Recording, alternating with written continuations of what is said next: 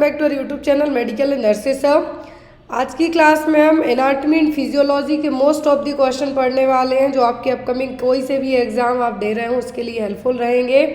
यदि जिन भी लोगों ने अभी तक मेडिकल एंड नर्सेस सबका शॉर्ट्स चैनल जाके नहीं देखा है प्लीज़ जाके विजिट कीजिए, जहाँ पर आपको अच्छे अच्छे टॉपिक वाइज चीज़ें हैं जो एक्सप्लेन की जा रही हैं। मोस्ट ऑफ दी आपको नॉन नर्सिंग वाले भी वहाँ पे जाके विजिट करके देख सकते हैं। तो आज की क्लास में जो क्वेश्चन हम पढ़ेंगे वो आपके अपकमिंग चाहे यूपीपीएससी का एग्ज़ाम हो या एनएचएम का एग्ज़ाम दे रहे हो आप, और जो नॉर्सेट का एग्ज़ाम देने वाले हैं अपकमिंग टाइम में मेंस वाला, तो हो सकता है उसमें अपकमिंग टाइम की बात करें, क्योंकि प्री बहुत सारे लोगों को लगता है कि बहुत हार्ड आया था जो मेमोरी बेस्ड आंसर की के अकॉर्डिंग यदि हम बात करें, बट उतना ज़्यादा हार्ड नहीं था। तो जो भी लोग नॉर्सेट के लिए तैयारी कर रहे हैं उनका मेन फोकस है जो MSN medical surgical nursing, paediatric and pharmacology पे बेसिक होना चाहिए। साथ ही साथ जीके जीएस भी आपको आ रहा है, तो इस बार भी आपको आएगा। तो यहाँ पर आज की क्लास का जो फर्स्ट क्वेश्चन है वो आपको ये रहा, disease that occurs due to presence of,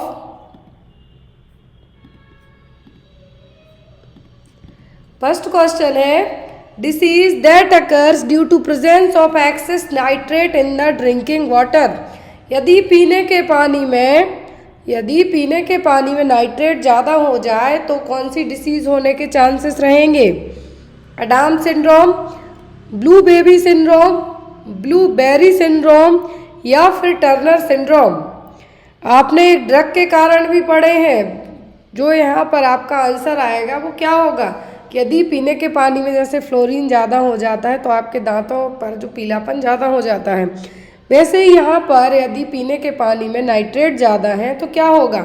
तब होगा ब्लू बेबी सिंड्रोम। क्या होगा? Blue baby syndrome. Blue baby syndrome है जो, इसका एक और रीज़न होता है यदि मेडिकेशन पूछे तो वो है क्लोरामफेनिकोल। यदि बच्चों में स्पेशली किसमें, न्यूबॉर्न बेबीज़ में, क्योंकि एक एंटीबायोटिक है हाई स्पेक्ट्रम, तो क्लोरामफेनिकोल देने से भी ब्लू बेबी सिंड्रोम होता है। तो यहाँ पर यदि ज़्यादा टू मच यदि ब्लड में आपके क्या हो जाए, ऑक्सीजन आपका ब्लड कैरी करेगा, तो अब यहाँ पर यदि इसी ऑक्सीजन के साथ में नाइट्रेट भी मिक्सड होकर चला जाए तो यहाँ पर आपको होगा मेथेमोग्लोबिनेमिया, जिसके लिए क्या कहा जाता है? Blue baby syndrome. Blueberry muffin syndrome होता है कब? जिसमें बच्चे की पूरी बॉडी पर मल्टीपल ब्लू और पर्पल कलर के मार्क्स बन जाएंगे, नोड्यूल्स बन जाएंगे। ये होगा ब्लड प्रोड्यूसिंग सेल्स, मतलब जो ब्लड प्रोड्यूसिंग सेल्स हैं स्किन में, एक्स्ट्रा मेडुलरी इरिथ्रोपोइसिस। क्या है? एक्स्ट्रा मेडुलरी इरिथ्रोपोइसिस के कारण बच्चे की स्किन पर पर्पल और ब्लू कलर के स्पॉट बन जाएंगे, वो क्या है? Blueberry muffin syndrome. Problems newborn में ही होने वाली हैं, इन्फेंट और न्यूबॉर्न बेबीज में क्लोरामफेनिकोल के कारण भी ब्लू बेबी सिंड्रोम होता है। और यदि ज़्यादा पीने के पानी में यदि ज़्यादा क्या हो जाए, नाइट्रेट्स हो जाए, तो ब्लू बेबी सिंड्रोम होगा। ये बड़ों में भी हो सकता है यदि पीने के पानी में ज़्यादा, लेकिन क्लोरामफेनिकोल के कारण जो न्यूबॉर्न बेबी में सिंड्रोम होगा वो भी ब्लू बेबी सिंड्रोम कहलाएगा। अब यदि ब्लूबेरी मफिन सिंड्रोम की बात करें हम, तो यहाँ पर infant born with multiple blue purple marks और नोड्यूल्स इन द स्किन। तो जो इन्फेंट और न्यूबॉर्न बेबी पैदा होते हैं उनकी स्किन पर इस तरीके से जो आप देख रहे हैं, यदि मार्क्स और नोड्यूल्स दिखाई देते हैं, नोड्यूल्स यहाँ पर इस इमेज में दिख रहे हैं आपको, ये नोड्यूल्स और ये मार्क्स दिख रहे हैं, तो ये क्या कहलाएगा? ये कहलाएगा ब्लूबेरी मफिन सिंड्रोम। और ये होते किसके कारण है?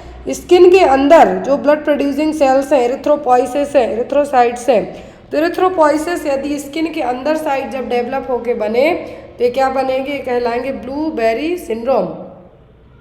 नेक्स्ट है tricyclic antidepressant are contraindicated in. तो ट्राईसाइक्लिक एंटी डिप्रेसेंट मेडिकेशन है जो डिप्रेशन को ट्रीट करने के लिए यूज़ की जाती हैं, तो ये किस केस में नहीं दी जाती हैं? ऑप्शन में है यहाँ पर glaucoma, brain tumour, bronchial asthma या फिर एसेंशियल हाइपरटेंशन। तो ट्राईसाइक्लिक एंटी डिप्रेसेंट है, क्या है? ट्राईसाइक्लिक एंटी डिप्रेसेंट हैं, तो जनरली ना तो प्रेगनेंसी में दिए जाते हैं, ना ही यदि ग्लूकोमा है किसी को या फिर हार्ट प्रॉब्लम्स हैं तो ऐसे केस में नहीं दिए जाते। तो ग्लूकोमा भी कौन सा? Angle closure glaucoma. जो ट्राईसाइक्लिक एंटी डिप्रेसेंट है ये नहीं दिए जाते हैं जब किसी मरीज को, या तो मरीज लैक्टेटिंग मदर हो, प्रेग्नेंट मदर हो, या फिर ग्लूकोमा के केस में। ग्लूकोमा के केस में क्या होता है कि जो इंट्राऑक्यूलर प्रेशर बढ़ता है, इंट्राऑक्यूलर प्रेशर बढ़ेगा तो इस इंट्राऑक्यूलर प्रेशर बढ़ने के कारण पर्सन में क्या हो सकता है, इंट्राऑक्यूलर प्रेशर बढ़ने के कारण मरीज को है जो उसकी जो ऑप्टिक नर्व है जो विज़न के लिए हेल्पफुल है वो डैमेज होगी, वो मरीज कंप्लीट तरीके से क्या हो जाएगा, अंधा हो जाएगा।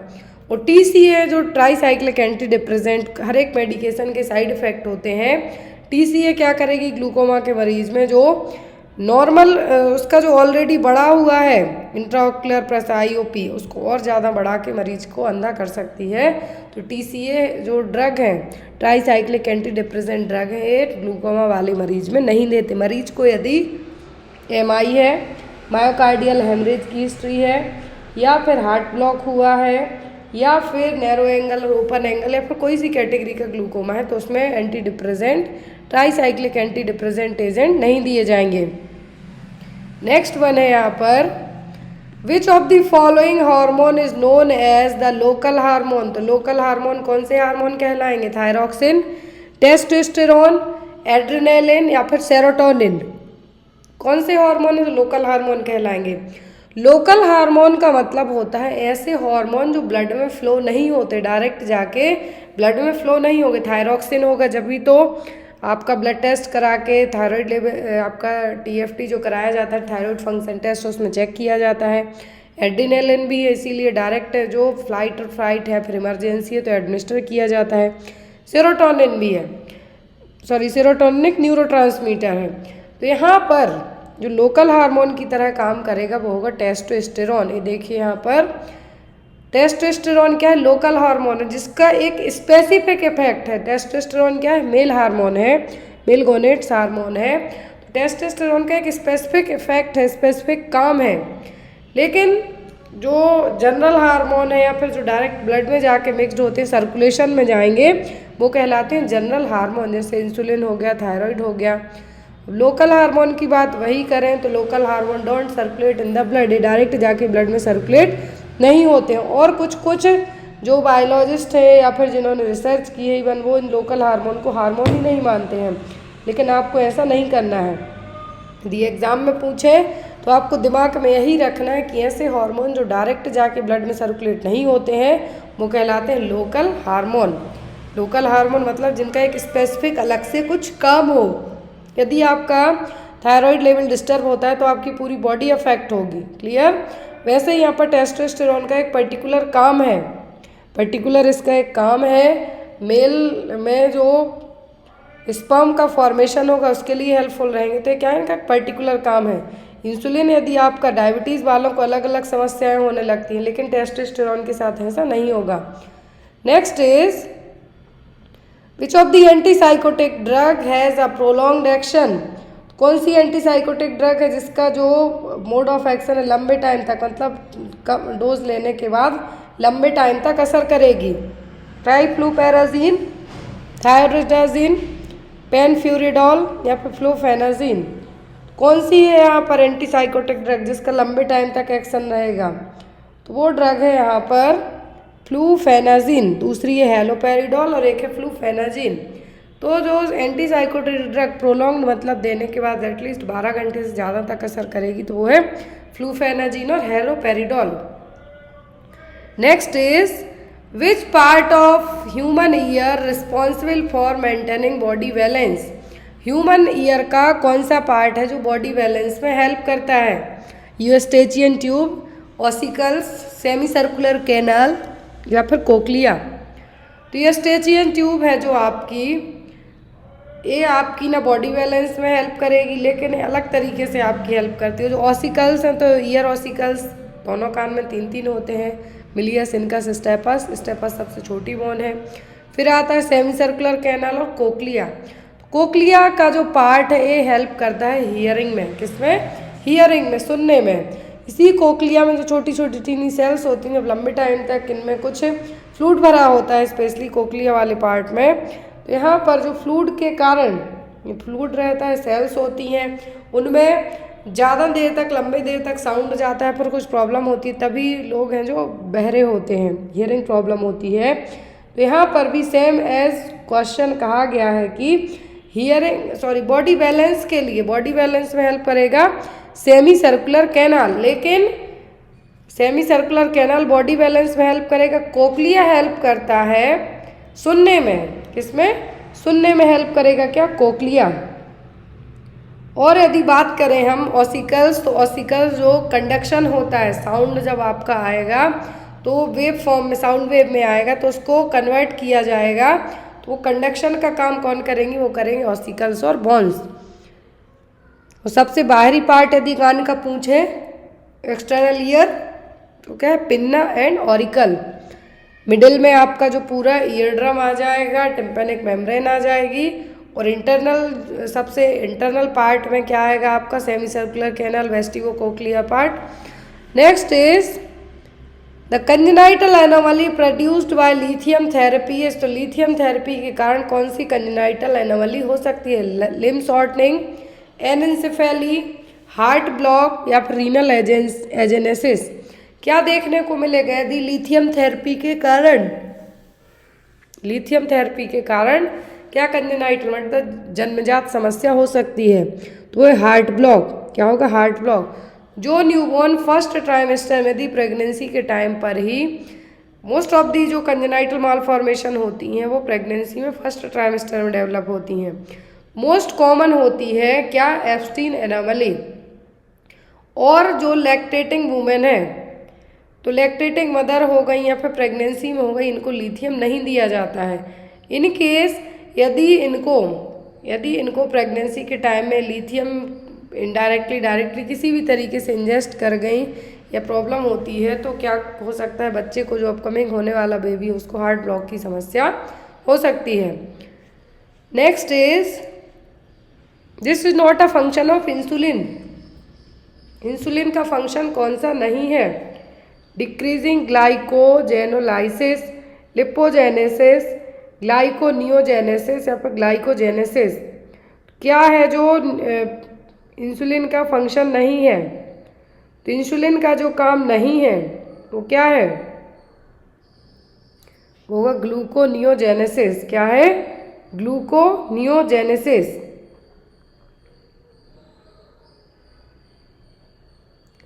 बाकी सभी इंसुलिन के काम। Next is the action of parathormone in the human body. तो थायराइड ग्लैंड के पीछे पैराथायरॉयड ग्लैंड होती हैं, 4 होती हैं। तो ये इन ग्लैंड का जो काम है, ये हार्मोन रिलीज करती हैं। कौन कौन से हार्मोन रिलीज करती है पैराथायरॉयड ग्लैंड? तो पैराथायरॉयड ग्लैंड जो हार्मोन रिलीज करेगी, उन हार्मोन का काम होता है कैल्शियम लेवल को मेंटेन करके रखना। अब पैराथायरॉयड हार्मोन रिलीज किया जाएगा, तो ये पैराथायरॉयड हार्मोन क्या करता है? कैल्शियम लेवल को मेंटेन करके रखेगा ब्लड में। किसको? कैल्शियम लेवल को मेंटेन करके रखेगा। अब ये कैल्शियम आपको कहाँ से, जो आपके फूड में जो आप खाते पीते हैं उससे इंटेस्टाइन ट्रैक्ट के थ्रू क्या होगा? एब्जॉर्ब होगा। लेकिन जब यही पैराथायरॉयड ग्लैंड का जो रीअब्जॉर्प्शन है, क्या हो जाए? रीअब्जॉर्प्शन है, घट जाए या फिर बढ़ जाए। घटेगा तो प्रॉब्लम, बढ़ेगा तो प्रॉब्लम। एक मैनेज करने का काम है जो कौन करेगा? वो करेगा पैराथार्मोन। तो पैराथार्मोन का ह्यूमन बॉडी में क्या काम है? कि ब्लड में कैल्शियम लेवल को बढ़ाना। क्या होगा? Increase blood calcium level. इसीलिए यहाँ पर देखिए, ध्यान देने वाली बात, जिन लोगों को थायराइड होता है उनको कैल्शियम की कमी भी होने लगती, बोन डेंसिटी घटने लगती है। डॉक्टर हर 3 महीने में, एटलीस्ट ईयर में जब ज़्यादा प्रॉब्लम होती है, साल में एक बार ज़्यादा प्रॉब्लम होती है, 3 महीने तक कंटिन्यूस कैल्शियम खिला देते हो। कैल्शियम या फिर जो भी आप विटामिन लेते हैं, ऐसा नहीं आज लिया कल असर कर गए, वो एटलीस्ट 15-15 दिन तक का टाइम ले लेते हैं बॉडी में एब्जॉर्ब होने में। तो यहाँ पर पैराथार्मोन, यदि थायराइड वाला है तो उनका जो पैराथार्मोन है वो भी डिस्टर्ब रहेगा। तो यहाँ पर पैराथार्मोन क्या काम करेगा? बॉडी में कैल्शियम लेवल को बढ़ाने का काम करेगा। Next one, effects of hypothyroidism includes all but except है यहाँ पर कि हाइपोथायरॉयडिज्म वालों को सब कुछ होगा किसी एक को छोड़कर। Diarrhoea, lethargy, anorexia, weight gain. Lethargic होते हैं, एनोरेक्सिया होते हैं, वेट भी बढ़ने लगता है, लेकिन डायरिया नहीं होगा। जो लोग हाइपोथायरॉयडिज्म वाले हैं, हाइपो वालों को हाइपर भी हो जाता है। वो कैसे कि आप जो अपनी थायराइड की डेली मॉर्निंग मेडिसिन ले रहे हैं, यदि वो लंबे टाइम तक लेते रहे, ब्लड टेस्ट ना कराए, तो वो हाइपर में भी कन्वर्ट हो जाता है, क्योंकि ज़्यादा डोज जा रहा है आपके अंदर। तो यहाँ पर दोनों को बैलेंस में बना के रखा जाता है। तो हाइपोथायरॉयडिज्म में कॉन्स्टिपेशन होगा, लेथार्जिक होंगे, एनोरेक्सिया होगा, वेट गेन होगा, लेकिन इसमें डायरिया देखने को नहीं मिलेगा। क्लियर? नेक्स्ट क्वेश्चन है, ग्लूकागॉन एक्ट्स एज अ, तो ग्लूकागॉन जो हार्मोन है, 3 हार्मोन पैंक्रियाज रिलीज करती है, उनमें से एक है ग्लूकागॉन। तो ग्लूकागॉन क्या करेगा? Accelerate protein synthesis within the cells, accelerate the conversion of glycogen into glucose, decrease the conversion of glycogen into glucose, या फिर slow down glucose formation from lactic acid. जो ग्लूकागॉन है क्या काम करता है? ग्लूकागॉन और इंसुलिन एक दूसरे के अपोजिट में काम करते हैं। तो ग्लूकागॉन है, इसका काम क्या है? एक ग्लाइकोजन को ग्लूकोज में कन्वर्ट करने का काम करता है। आपकी बॉडी में आप जो भी कार्ब्स खाते हैं वो आपकी बॉडी में ग्लाइकोजन के फॉर्म में जाके स्टोर हो जाते हैं। जब ज़रूरत पड़ती है तो यूज़ करती हैं आपकी सेल्स क्या? ग्लूकोज, लेकिन स्टोर होता है ग्लाइकोजन के फॉर्म में। अब एक ग्लाइकोजन ग्लूकोज में कन्वर्ट होगा तो इसके लिए कुछ ना कुछ ज़रूरी होगा, और वो काम करेगा कौन? ग्लूकागॉन। तो ग्लूकागॉन एक्सेलरेट करेगा, मतलब बढ़ावा देने का काम करेगा किसको? ग्लाइकोजन को, कि ग्लूकोज में भाई कन्वर्ट हो जाओ।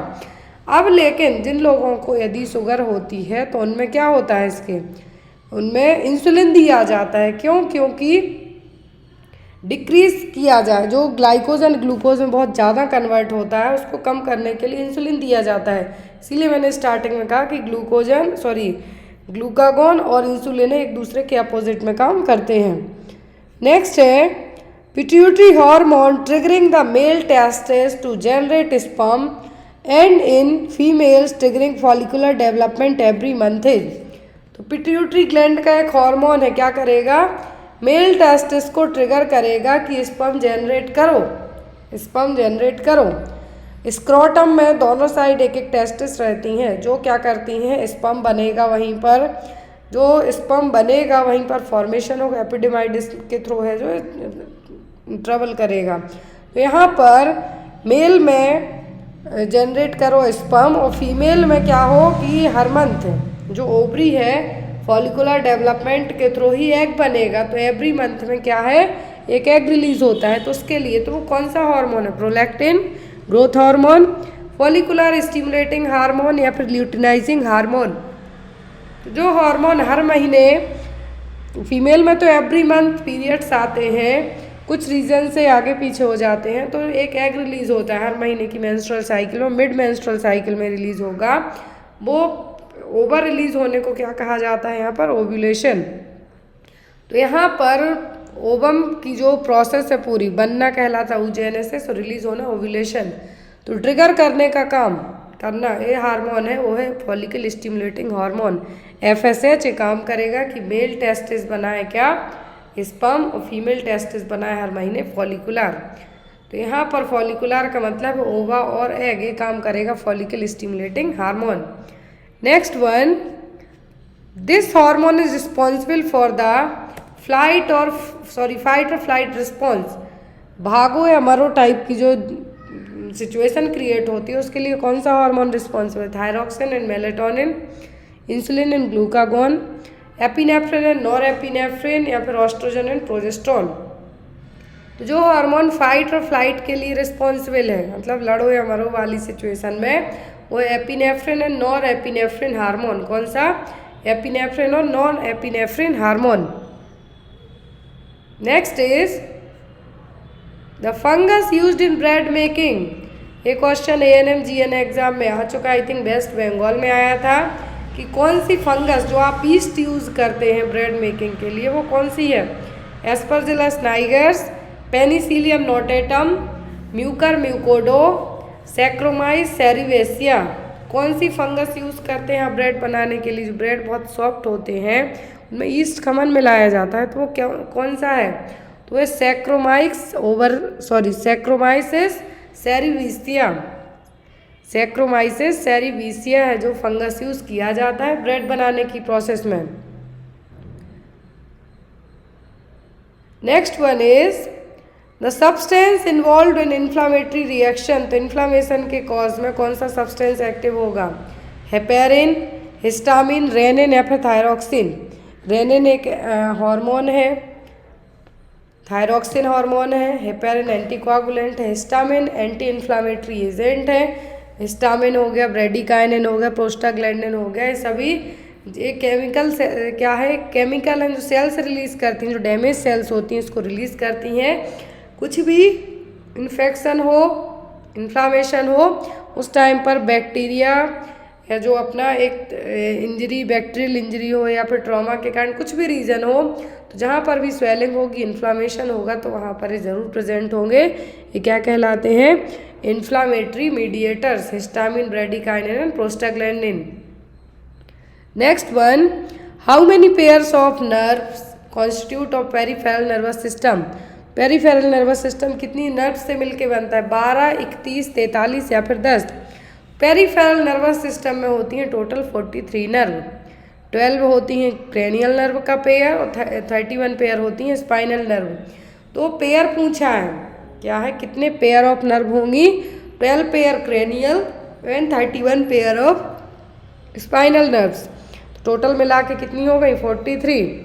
यहाँ पर ऑप्शन में तीनों चीज़ें हैं, 12 है, 31 है, 43 है, लेकिन जो आपका आंसर होगा 31 + 12 = 43। वो क्या है? पेरिफेरल नर्वस सिस्टम में होने वाली नर्व है, जो 2 पार्ट की हैं, एक है क्रेनियल वाला और दूसरा है स्पाइनल वाला part. Next one, the difference between endocrine and exocrine gland is that. तो क्या डिफरेंस है एक्सोक्राइन और एंडोक्राइन ग्लैंड में? ऑप्शन में है endocrine gland release hormone while exocrine gland release waste. तो ऐसा नहीं है, एक्सोक्राइन ग्लैंड भी कुछ रिलीज करती हैं, तो ये तो नहीं होगा। दूसरा ऑप्शन है endocrine gland are interconnected but exocrine gland are totally independent from each other. तो बिल्कुल ये भी नहीं है। एंडोक्राइन ग्लैंड है जो क्या है, अपना जो भी हार्मोन है ब्लड में रिलीज करती हैं। नेक्स्ट है exocrine gland, sorry endocrine gland are formed of epithelial tissue, exocrine gland are connective tissue primarily. Last है कि endocrine glands are ductless, exocrine gland release secretion into duct और at the surface of the body. तो endocrine hormone पढ़े हैं, exocrine पढ़े हैं। Pancreas को mixed कहा जाता है, क्लियर, एंडोक्राइन और एक्सोक्राइन दोनों कहा जाता है। अब यहाँ पर मास्टर ग्लैंड कहलाती है पिट्यूटरी। तो एंडोक्राइन और एक्सोक्राइन वाली में जो अंतर है, एंडोक्राइन डक्टलेस होती हैं, जबकि एक्सोक्राइन ग्लैंड ने क्या होंगी, ये अपना सीक्रेशन डक्ट में करेंगी, उसके थ्रू बॉडी में जाएगा। तो आंसर आपका क्या होगा? एंडोक्राइन ग्लैंड्स आर डक्टलेस और exocrine gland release secretion into duct और at the surface of the body. This hormone is not secreted by hypothalamus. तो कौन सा हार्मोन है जो हाइपोथैलेमस नहीं रिलीज करेगी? PRH, FSH, CRH या फिर TRH। तो यहाँ पे मार्क कीजिए कि कौन सा हार्मोन है जो हाइपोथैलेमस रिलीज नहीं करेगा। तो हाइपोथैलेमस जो हार्मोन नहीं रिलीज करेगा वो होगा फॉलिकल स्टिमुलेटिंग हार्मोन। अब हाइपोथैलेमस है जो हार्मोन रिलीज करता है, देखिए यहाँ पर ये रहे कॉर्टिकोट्रोपिन रिलीजिंग हार्मोन CRH, जो कि मेटाबॉलिक और इम्यून सिस्टम के लिए, इम्यून रिस्पॉन्स के लिए हेल्पफुल है। क्या? कॉर्टिकोट्रोपिन रिलीजिंग हार्मोन और CRH हाइपोथैलेमस वाले हार्मोन है।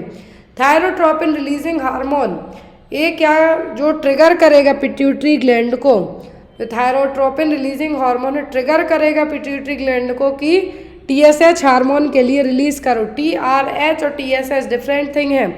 थायरोट्रोपिन रिलीजिंग हार्मोन और थायराइड स्टिमुलेटिंग हार्मोन। तो TRH क्या करेगा, पिट्यूटरी ग्लैंड को ट्रिगर करेगा कि TSH रिलीज करो, जो कि आपकी बॉडी में बहुत ही एक इम्पॉर्टेंट रोल प्ले करता है। फिर आता है गोनेडोट्रोपिन। गोनेडोट्रोपिन गोनेड से ही आप समझ सकते हैं कि रिप्रोडक्टिव सिस्टम में हेल्प करने वाला हार्मोन है। फिर गोनेडोट्रोपिन रिलीजिंग हार्मोन क्या करेगा, जो हाइपोथैलेमस वाले जितने भी हार्मोन है वो डायरेक्ट काम नहीं करते, ये दूसरे हार्मोन को रिलीज करने के लिए पिट्यूटरी ग्लैंड को स्टिमुलेट करने का काम करेंगे। जैसे TRH हो गया, CRH हो गया, गोनेडोट्रोपिन हो गया। फिर ऑक्सीटोसिन। तो ऑक्सीटोसिन के काम सबको पता है, लैक्टेशन में ज़रूरी है, चाइल्ड बर्थ में है, स्लीप रेगुलेशन में है, बॉडी टेम्परेचर के लिए ज़रूरी है। तो ये ऑक्सीटोसिन के काम हो गए। फिर है सोमेटोस्टेटिन। सोमेटोस्टेटिन हार्मोन क्या करेगा? ग्रोथ हार्मोन, इनहिबिटिंग हार्मोन के नाम से भी जाना जाता है, GHIH नाम से भी ये जाना जाता है, जो क्या करेगा? एंडोक्राइन सिस्टम को तो रेगुलेट करेगा ही, साथ ही साथ आपका जो सोमेटोस्टेटिन है, क्या है? सोमेटोस्टेटिन है, ये एक अलग तरीके से काम करेगा। 3 हार्मोन रिलीज, ये पैंक्रियाज रिलीज करेगी। तो यहाँ पर जो सोमेटोस्टेटिन है ये भी हाइपोथैलेमस, लेकिन इसको दूसरा नाम क्या दिया गया? Growth hormone inhibiting hormone. जो ग्रोथ हार्मोन रिलीज हो रहे हैं उनको सप्रेस करने का काम करेगा कौन? सोमेटोस्टेटिन। तो ये क्या है? हाइपोथैलेमस के यदि हार्मोन पूछे तो है CRH, TSH, GRH, oxytocin and somatostatin. Next है यहाँ पर question, eight which level the trachea is divided into bronchi. Trachea है जो ब्रोंकाई तक, ट्रैकिया है जो ब्रोंकाई में डिवाइड कहाँ होती है? Level of 5th thoracic vertebra में, level of 3rd thoracic vertebra, level of 5th thoracic vertebra, या फिर level of 5th cervical vertebra. तो यहाँ पर जब आपको वर्टिब्रा पता होंगी तब तो आपको पता होगा कि कहाँ जाके डिवाइड होगी।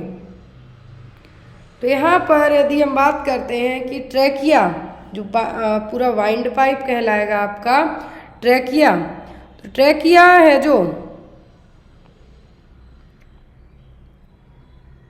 ट्रैकिया कौन से पार्ट में? थोरैसिक वर्टिब्रा के कौन से वाले पार्ट में? 5th, 3rd, 4th कहाँ पे जाके डिवाइड होगी?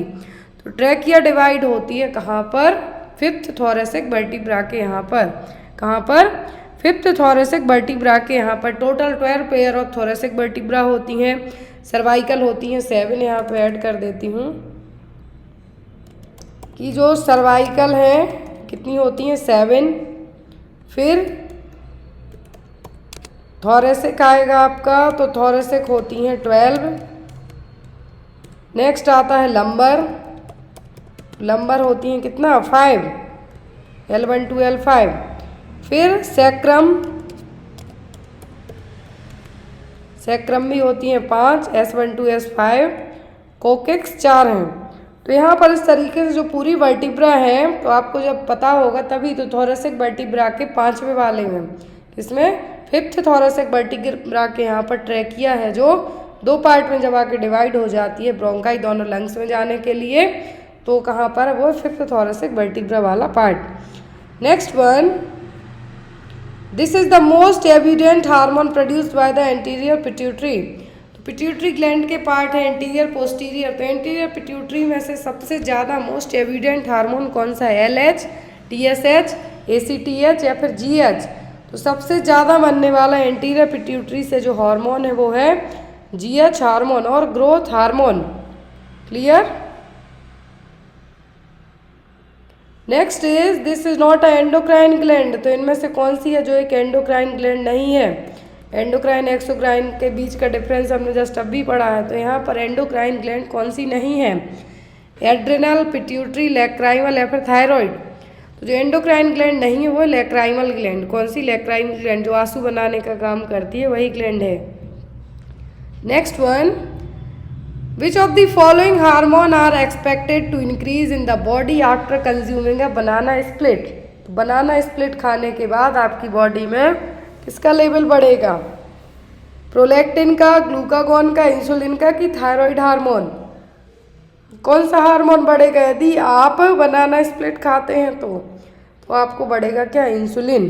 क्या बढ़ेगा? इंसुलिन का लेवल। क्योंकि एक तरीके की यदि हम बात करें तो डिश तरीके से ही हो जाएगी, जिसमें शुगर भी ऐड कर दी जाएगी, साथ ही साथ यहाँ पर बहुत सारे कभी कभी फ्रूट्स भी ऐड कर दिए जाते हैं। तो यहाँ पर बनाना स्प्लिट खाने से क्या होगा? इंसुलिन का लेवल बढ़ेगा। Next one, insufficient level of thyroid hormone in adult cause. यदि एडल्ट में थायराइड हार्मोन का लेवल कम हो जाए तो क्या होगा? ग्वाइटर, टेटेनी, मिक्सेडीमा या फिर क्रेटिनिज्म। क्रेटिनिज्म, मिक्सेडीमा, ग्वाइटर, तीनों ही थायराइड से होने वाली समस्याएं हैं, लेकिन अलग अलग। तो यदि थायराइड हार्मोन का लेवल एडल्ट में कम हो जाए तो क्या होगा? तब होगा मिक्सेडीमा। अब नेक्स्ट में देखिए, हाइपोथायरॉयडिज्म और an underactive thyroid gland in children. यदि बच्चों में ये थायराइड ग्लैंड क्या हो जाए, अंडर एक्टिव रहे या फिर हाइपोथायरॉयडिज्म की कंडीशन बच्चों में हो, तब क्या होगा? ग्वार्टर होगा, एक्रोमेगाली होगा, मिक्सेडीमा होगा कि क्रेटिनिज्म होगा। तो यहाँ पर एक क्वेश्चन देखा कि थायराइड हार्मोन का लेवल यदि कम है तो क्या होगा? एडल्ट में मिक्सेडीमा। बच्चों में यदि यही थायराइड ग्लैंड अंडर एक्टिव है या फिर हाइपोथायरॉयडिज्म है, तब क्या होगा? Cretinism. Next one, which of the following hormone regulate blood sodium and potassium level in the body? कौन सा हार्मोन है जो आपकी बॉडी में सोडियम और पोटेशियम के लेवल को रेगुलेट करने का काम करता है? बहुत ईजी क्वेश्चन है। एल्डोस्टेरोन, कॉर्टिसोल, ग्लाइकोजन या फिर फिनोल हार्मोन्स। तो क्या है यहाँ पर जो आपकी बॉडी में क्या काम करेगा? ब्लड में सोडियम और पोटेशियम के लेवल को मैनेज करने का काम करेगा, वो एल्डोस्टेरोन। क्या है? Aldosterone. Next is, in which of the following pairs the hormone of endocrine gland and its primary action is incorrect or mismatched? Question ध्यान से देखें, कौन सा पेयर है हार्मोन का, एंडोक्राइन ग्लैंड के हार्मोन का, जिसके फंक्शनिंग प्राइमरी एक्शन क्या है? गलत है।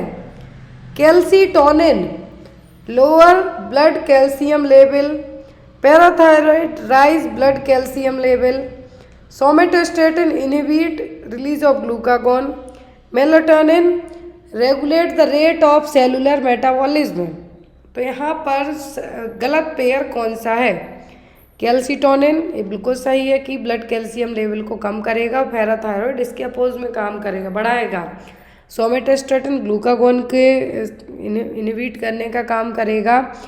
और जो मेलाटोनिन है स्किन के लिए, सेलुलर मेटाबॉलिज्म के लिए नहीं है। तो यहाँ पर आंसर क्या होगा? Regulate the rate of a cellular metabolism. Next one, where are islets of Langerhans found? तो आइसलेट्स ऑफ लैंगरहैंस कहाँ रहेंगी? सबको पता है, पैंक्रियाज में रहेंगी। ये 3 टाइप के हार्मोन रिलीज करती हैं, इंसुलिन, ग्लूकागोन एंड सोमेटोस्टेटिन। और ये जूस भी रिलीज करती हैं, एंजाइम रिलीज करती हैं, इसीलिए इसको मिक्स्ड ग्लैंड के नाम से भी जाना जाता है, पैंक्रियाज को। और islets beta, alpha, delta cells हैं। जो बीटा सेल्स रिलीज करेगी इंसुलिन को, डेल्टा करेगी सोमेटोस्टेटिन को। Next one, diabetic mellitus is a hormonal condition in which? Diabetes mellitus hormonal condition है, इसमें क्या होगा? Ketone bodies increase in urine, ketone bodies decrease in urine, urine becomes more dilute, none of the above. तो DM में polyuria, polydipsia, polyphagia देखने को मिलता है। क्लियर? Polyuria, polyphagia, polydipsia. अब यहाँ पर डायबिटीज़ में ही डायबिटिक कीटो एसिडोसिस की कंडीशन भी डेवलप होती है। डायबिटीज़ में डायबिटिक कीटो एसिडोसिस की कंडीशन भी डेवलप होती है। तो यहाँ पर जो डायबिटिक कीटो एसिडोसिस की कंडीशन डेवलप होती है, तो इसी में साथ में कीटोन बॉडीज़ क्या होंगी? बढ़ेंगी, ना कि घटेंगी। तो यहाँ पर आपका आंसर क्या होगा? Ketone bodies increases in the urine. Pituitary gland which is also the master endocrine gland is controlled by which of the following? तो यहाँ पे कहा है कि पिट्यूटरी ग्लैंड को मास्टर ग्लैंड कहा जाता है, लेकिन इस पिट्यूटरी ग्लैंड को और कौन कंट्रोल करेगा? थायराइड ग्लैंड, हाइपोथैलेमस, पीनियल या फिर नन ऑफ द अबव? कौन कंट्रोल करेगा इसके लिए? पिट्यूटरी ग्लैंड को कंट्रोल करने का काम कौन करेगा? मतलब ये ज़्यादा हार्मोन रिलीज करो कि कम करो, तो इस तरीके से तो ये काम कौन करेगा? तो यहाँ पर कौन सी ग्लैंड ये काम करेगी? थायराइड तो करेगी नहीं ये काम। पीनियल ग्लैंड ये भी आपकी ब्रेन में ही पाई जाती है, ब्रेन में ही पाई जाती है पीनियल भी। पिट्यूटरी भी है, हाइपोथैलेमस भी है। लेकिन पिट्यूटरी ग्लैंड को एक तरीके से हमें कह सकते मोटिवेट करने का, एक्सेलरेट करने का काम जो करेगा वो कौन करेगा? वो करेगी हाइपोथैलेमस। क्या करेगा? हाइपोथैलेमस। तो यहाँ पर आपका आंसर क्या होगा? Hypothalamus. Next one, what does somatostatin do? तो सोमेटोस्टेटिन क्या काम करेगा? Inhibit release of insulin in glucagon, stimulate release of insulin in glucagon, stimulate glucagon release while inhibit insulin release, या फिर inhibit glucagon release while stimulate insulin release. तो somatostatin starting में आपको बताया कि कुछ ना कुछ सप्रेस करने का, इनहिबिट करने का काम करेगा। तो यहाँ पर क्या इनहिबिट कर सकता है सोमेटोस्टेटिन? तो सोमेटोस्टेटिन, इंसुलिन और ग्लूकागॉन तीनों को पैंक्रियास का आइसोलेट्स ऑफ लैंगरहैंस रिलीज करेगा। हिस्सा जो पैंक्रियास का पार्ट है आइसोलेट्स ऑफ लैंगरहैंस, वो इसको रिलीज करेगा। लेकिन सोमेटोस्टेटिन क्या करेगा? इनहिबिट करने का काम करेगा। तो ये किसको इनहिबिट करेगा? इनहिबिट करेगा release of insulin and glucagon को। इसके लिए inhibit release of insulin and glucagon. तो यहाँ पर आपका आंसर क्या होगा? A. Next one is which of the following endocrine gland contributes to setting the body biological clock?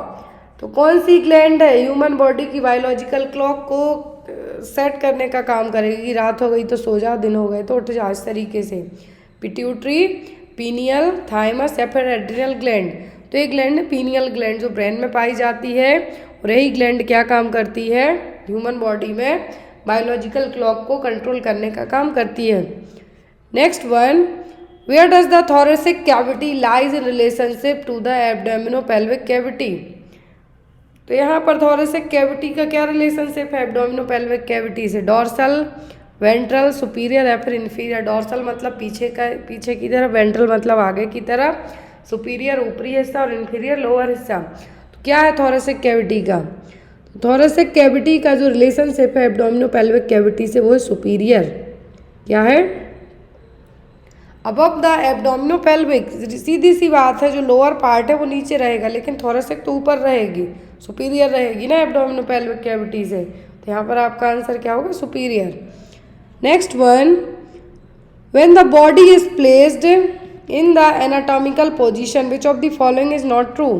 जब बॉडी को एनाटॉमिकल पोजीशन में रखेंगे तो यहाँ पर क्या सही नहीं है? Face is forward, arms are at the side, palms are facing forward या फिर द बॉडी इज इरेक्ट?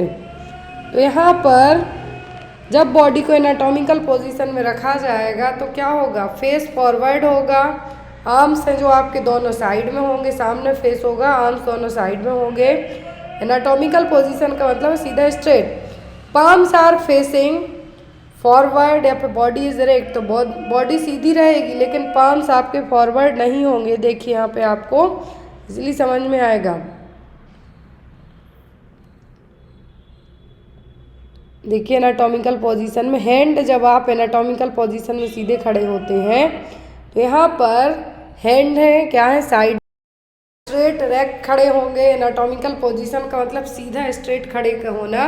तो यहाँ पर ये देखिए आप, यदि आपको इस तरीके से सीधा खड़ा कर दिया जाए तो आपका जो फेस है वो आगे की तरफ ही रहेगा, फेस आगे रहेगा, जो आपके आर्म्स हैं भुजाएं हैं वो दोनों साइड में रहेंगी, लेकिन आपके पाम्स हैं जो कैसे रहेंगे? आगे की तरफ रहेंगे। पैर एक साथ में होंगे, फीट टुगेदर, पाम्स फॉरवर्ड मतलब आगे की तरफ होंगे। तो यहाँ पर ऑप्शन में मिस्टेक हो गई थी, इसलिए ऑप्शन को ठीक कर दिया है। तो आपका आंसर क्या होगा? पाम्स आर फेसिंग पोस्टीरियर, जबकि ये फॉरवर्ड मतलब आगे की तरफ रहेंगे। कैसे रहेंगे? आगे की तरफ होंगे, ना कि पीछे की तरफ होंगे। Next is lipids are synthesized in, तो लिपिड का सिंथेसाइजेशन कहाँ पर होता है? गोल्जी अपरेटस में, smooth endoplasmic reticulum, rough endoplasmic reticulum या फिर लीवर में? तो लिपिड्स का सिंथेसाइजेशन होता है स्मूथ एंडोप्लाज्मिक रेटिकुलम में। किसमें? स्मूथ एंडोप्लाज्मिक रेटिकुलम में। आपके सेल्स से रिलेट करते हुए क्वेश्चंस हैं। नेक्स्ट है adipose tissue is specialised form of, तो एडिपोज टिश्यू किसका एक हिस्सा है? फाइब्रस कनेक्टिव टिश्यू का, इलास्टिक का, लूज का कि रेटिकुलर का? तो एडिपोज टिश्यू क्या रहेंगे? ये ना तो इलास्टिक है ना फाइब्रस है, ये है लूज। इसीलिए तो ये क्या है? एक तरीके के लूज कनेक्टिव टिश्यू हैं, क्योंकि इनमें एडिपोसाइट सेल्स रहेंगी। यदि पूछे फैट सेल्स कौन सी हैं तो वो एडिपोसाइट सेल। और फैट सबसे ज़्यादा स्टोर कहाँ पर होता है? आपके एब्डोमिनल एरिया में। तो यहाँ पर एडिपोज टिश्यू, ब्राउन टिश्यू पूछे आपको तो बच्चों में बस पाए जाते हैं, इन्फेंट में एडिपोज टिश्यू है। तो यहाँ पर बॉडी में आपकी एनर्जी स्टोरेज के लिए कुशिंग का काम करेंगे एक तरीके से। जो लोग फैटी होते हैं तो उनको उतनी जल्दी ठंड नहीं लगती, इसका हिस्सा वही है, लेकिन ज़्यादा फैट होना भी नुकसानदायक है। तो एडिपोज टिश्यू है जो कि लूज कनेक्टिव टिश्यू का एक पार्ट है, जो कि एडिपोसाइट सेल से मिलके बने हुए होते हैं और ये एक तरीके से कुशन का काम करेंगे, एनर्जी स्टोर करने का काम करेंगे। Next one, which of the following list best illustrate the idea of increasing level of complexity. Increasing level of complexity का मतलब है स्मॉल से लार्ज की तरफ जाना, तो वो कौन सा लिस्ट सही होगी? Cells, tissue, organelles, organ system, tissue, cells, organ, organelle system, या फिर organ, organelle system, cells and tissue, या फिर organelle, cells, tissue, organ system. पहले देखिए, यदि आपका पूरा ह्यूमन बॉडी के सिस्टम की आप बात करें तो ये किससे बना होता है? इसमें अलग अलग ऑर्गन है, सेल्स हैं, ऑर्गेनेल्स हैं, लेकिन सेल्स के अंदर भी क्या होते हैं? गोल्जी अपरेटस होते हैं, न्यूक्लियस होता है। तो ये क्या है? ऑर्गेनेल्स हैं, सेल्स के ऑर्गेनेल्स हो गए। तो पहले क्या आएगा? पहले आएगा ऑर्गेनेल्स, दूसरे नंबर पर सेल्स। सेल्स मिलके बनी हुई, टिश्यू मिलके बनते हैं सेल्स से, और टिश्यू फिर क्या बनाएंगे? ऑर्गन। ऑर्गन के बाद जो अलग अलग ऑर्गन आपकी बॉडी में, एब्डोमिनल एरिया में अलग ऑर्गन है, थोरेसिक कैविटी में अलग ऑर्गन है, तो ये सब क्या है? फिर ये सिस्टम बनाने का काम करेंगे। तो जो एक सही तरीका होगा यहाँ पर वो क्या होगा? वो होगा organelles, cells, tissue and organ system. Clear? Next है यहाँ पर, which of the following part of human skeletal forms the helmet for the protection of human brain. तो ह्यूमन ब्रेन को प्रोटेक्ट करने का काम कौन करेगा? क्रेनियम, टेम्पोरल, हायोइड या फिर मैंडिबल। तो ये ह्यूमन ब्रेन को एज ए हेलमेट की तरह कौन प्रोटेक्ट करके रखता है? तो वो क्रेनियम, जिसको ब्रेन बॉक्स भी कहा जाता है। Hollow part of the human school that enclose and protect the human brain. Cranial cavity में जो क्रेनियम बॉक्स है उसी के अंदर आपका ब्रेन रहता है, तो ये क्या है? एज ए हेलमेट की तरह काम करेगा। क्या? Cranium. Next one, how many bond does human ankle has. तो ह्यूमन एंकल में कितनी बॉन्ड्स होती हैं? ऑप्शन में 7, 6, 9, 8। टोटल कितनी बॉन्ड्स होती हैं ह्यूमन एंकल में? तो ह्यूमन एंकल्स में जो बॉन्ड होती हैं टोटल कितनी? 7। इन बॉन्ड्स को कहा जाता है टार्सस। टार्सस और टार्सल बॉन्ड। टार्सस बॉन्ड का नाम है, और जो इकट्ठी 7 हैं तो वो कहलाती हैं टार्सल्स। टार्सस सिंगल बॉन्ड, लेकिन 7 होती हैं तो उनको कहा जाता है टार्सल्स, और जो कि ग्लाइडिंग जॉइंट्स के एज अ 3-3 की रो में रहेंगी, ग्लाइडिंग जॉइंट्स पर। Next one, which of the following structure की blood flowing unidirectionally in the humans. तो अनइनडायरेक्शनली मतलब जहाँ जाना चाहिए वहीं जाएगा, क्लोज हो जाएगा। तो ये काम कौन करेंगे? ब्रोंकियोल, न्यूरॉन, सेप्टम या फिर वॉल्व। तो ये काम करेंगे valve. Valve generally blood flow को एक ही डायरेक्शन में जाने देते हैं। 4 वॉल्व होते हैं हार्ट के, जो वही वॉल्व क्या करेंगे? डिफरेंस अलग अलग तरीके से ओपन और क्लोज होंगे, करेंगे कि ब्लड फ्लो को एक ही डायरेक्शन में भेजने का काम करेंगे। नेक्स्ट है यहाँ पर, which of the following is the vestigial bony part of the human skeletal. तो वेस्टिजियल बोनी पार्ट क्या है? सबसे लास्ट का पार्ट है, क्रेनियम है, कोकेक्स है, सर्वाइकल है कि क्लेविकल है? वेस्टिजियल बोनी पार्ट मतलब छोटा पार्ट है ह्यूमन स्केलेटल का, तो वो है कोकेक्स। क्या है? कोकेक्स, जिसका काम तो कुछ नहीं है लेकिन इसको जरूरी है काम कुछ। देयर हैव नो पर्पस और फंक्शन, कुछ भी काम नहीं है लेकिन रहेगा।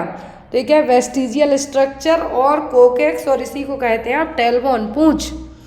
Next one, which of the following clinical sign indicates ischaemia of forearm. कैसे पता चलेगा कि इस्चीमिया हुआ है आपकी फोरआर्म में? कार्पल टनल सिंड्रोम के केस में हैंड ऑफ वेलिडेक्शन, अल्नार क्लॉ या फिर वॉक्समैन कॉन्ट्रैक्चर। कौन से केस में पता चलेगा इस्चीमिया है? तो होगा वॉक्समैन कॉन्ट्रैक्चर, जिसमें परमानेंट फ्लेक्शन रहेगा, हाथ में परमानेंट फ्लेक्शन होगा रिस्ट के यहाँ पर। जैसे क्लॉ, जो पक्षी होते हैं उनके क्लॉ होंगे उस तरीके से हो जाएगा, तो वो होगा इस्चीमिया के कारण। ब्लड फ्लो प्रॉपर नहीं हो पाएगा। यदि फिंगर स्ट्रेट करेंगे तो दर्द होगा, वो क्या कहलाएगा? Voxman contracture. Next one, what does corpus callosum connects in human brain. तो ह्यूमन ब्रेन में कार्पस कैलोसम किसको कनेक्ट करेगा? 2 ऑप्टिक लोब को, बोन और मसल्स को, 2 सेरिब्रल हेमिस्फीयर को कि 2 लोब ऑफ पिट्यूटरी ग्लैंड को। तो कार्पस कैलोसम किसको कनेक्ट करेगा? ये करेगा 2 सेरिब्रल हेमिस्फीयर को। क्लियर? अब एक क्वेश्चन आपके लिए, आंसर आप लोग कमेंट बॉक्स में देंगे, बहुत ही ईजी सा क्वेश्चन है।